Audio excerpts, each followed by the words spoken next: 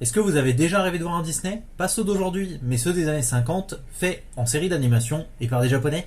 Alors, je savais bien que les Japonais aimaient beaucoup Disney, mais là, c'est un peu abusé. Parce que l'animé du jour, c'est complètement un Disney. Avec sa belle-mère et sa fille qui maltraitent le personnage principal et se fait sauver par un prince charmant après la perte de tout espoir. Et il y a aussi le côté Japon, parce que déjà d'une, ça se passe au Japon, et le personnage masculin est un tsundere. Bienvenue dans cette critique de My Happy Marriage. Pour ce qui est de l'histoire, on va suivre le personnage de Mio, qui vit avec son père, sa belle-mère et sa demi-sœur, et bien sûr, comme toute belle famille, va martyriser notre héroïne. Et son père, il s'en bat les couilles à un niveau cosmique, mais dans toute cette souffrance, dans ce quotidien morose, il y a un rayon de soleil, son ami d'enfance, Koji, qui est amoureux d'elle, et il lui a promis de la sauver de son tourment. Mais un jour, une funeste nouvelle tombe. Son ami d'enfance va devoir se marier avec sa demi-sœur, et elle aussi va devoir se marier à un homme qui a la réputation d'être un tyran envers ses concubines passées. Donc on va suivre Mio dans son quotidien de concubine avec son prince charmant. Est-ce que tout ira bien ou un passé caché va-t-il rajouter du sable dans l'engrenage de leur bonheur? Voilà,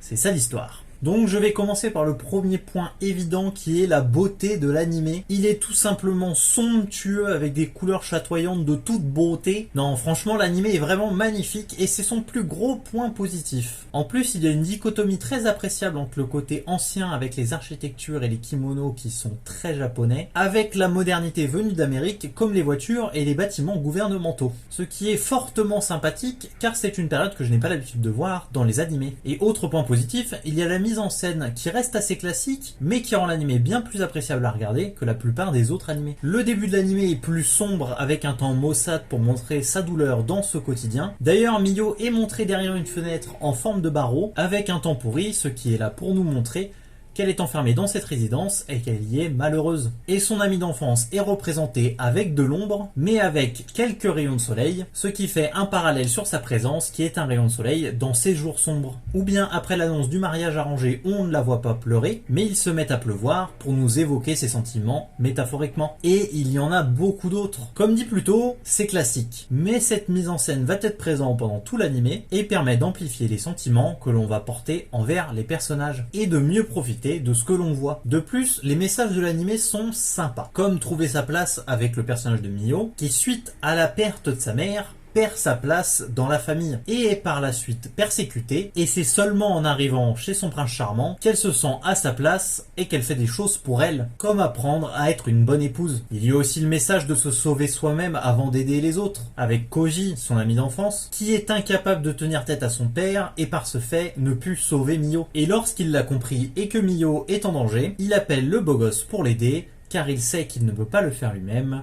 à cause de sa faiblesse. Ce qui raccroche les wagons avec le message suivant, qui est de compter sur les autres lorsqu'on est faible ou incapable de faire quelque chose. Car si Mio s'ouvrait aux autres et comptait sur eux, l'animé se terminerait au 3e épisode. Et maintenant, on va parler des défauts, et le premier, c'est que c'est par moments un peu mal écrit. Comme le fait que la domestique de son futur mari dit à Mio, donc à nous, que ce n'est pas une mauvaise personne, mais est en réalité une personne très attentionnée. Juste après leur première rencontre, ce qui nous gâche l'attention de savoir si elle va bien être accueillie ou pas. De plus, encore une fois, désolé pour l'ami d'enfance, car Mio tombe sous le charme de son nouveau mari parce qu'il est méga beau gosse, et c'est tout. Pauvre Koji là, en plus il finit avec la méprisable Kaya. Après, Kaya, pour sa défense, elle est fortement influencée par sa mère. Telle une branche qui plie sous le vent, elle vogue sur le courant qui l'amène à une vie facile. Donc suivre sa mère et être reconnue par son père. Ce qui me laisse à penser qu'en réalité elle ne verrait pas les êtres exotériques, mais fait semblant juste pour être aimée par son père et enfoncer un peu plus Mio, car c'est ce que sa mère désire. Effacer la concurrence pour que ça soit sa fille, Kaya, qui soit sous les éloges de son père pour pouvoir reprendre la famille, car ce n'est pas la fille aînée. Après, l'histoire est vraiment cliché à tel point que dès 1950, Disney faisait les mêmes. Avec sa belle-mère et sa fille qui la martyrisent, l'ami d'enfance incompétent et le prince charmant couplé avec un des plus gros clichés de la Japanimation, le tsundere, un homme froid à l'extérieur mais en réalité il est doux et gentil à l'intérieur, car oui, c'est ce qui fait mouiller les puces pucelles qui lisent du shoujo. Et n'allez pas me dire le contraire, hein, je le sais très bien. Mais après, avoir une histoire cliché, ça en fait pas une mauvaise pour autant. Car l'histoire en soi est sympathique. Mais bon, moi comme je connais ces clichés, j'ai plus rigolé la moitié de l'animé, alors que ce n'est pas l'intention de l'animé à la base. Après, c'est pas gênant, hein, car on ne peut réinventer la roue. Par contre, un truc que j'ai trouvé vraiment agaçant, c'est la voix ASMR de Mio. Alors certes, ça s'atténue plus on avance dans l'animé. Alors, je sais pertinemment que c'est pour nous montrer qu'elle parle avec une voix très basse, à peine audible, et que plus elle prend confiance en elle, moins cet effet ASMR est présent. Mais bon, moi sur le moment, j'ai juste cru avoir un problème de son, mais non en fait. Par ailleurs, le côté fantastique n'arrive que dans le second épisode, ce qui est surprenant, car la chose qui permet de comprendre pourquoi son père s'est détaché d'elle, et que ce n'était pas juste qu'il y voyait sa femme morte, non, c'est juste un énorme FDP. Au final, on est quand même sur un animé très sympathique, c'est pas révolutionnaire ni ouf non plus, mais ça fait son office de petite romance avec des persos cool et beaux gosses, des rebondissements et du développement de personnages sympathiques, même si dans cette scène-là, j'ai pas ressenti l'impact des coups. Mais cet animé est à voir au minimum pour sa beauté et ses décors. Voilà, c'était Ragnarox, n'hésitez pas à liker, à partager